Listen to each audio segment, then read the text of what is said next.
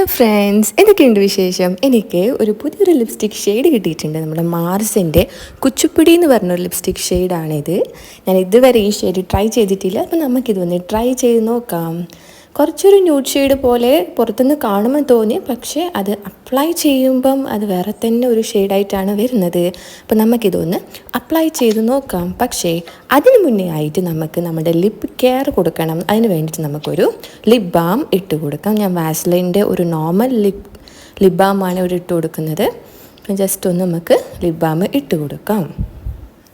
Okay, അങ്ങനെ lip ബാമിലിട്ട് സെറ്റായി. ഇനി നമുക്ക് നമ്മളുടെ കുച്ചുപിടി ഷെയ്ഡ് ഒന്ന് ട്രൈ ചെയ്ത് നോക്കാം.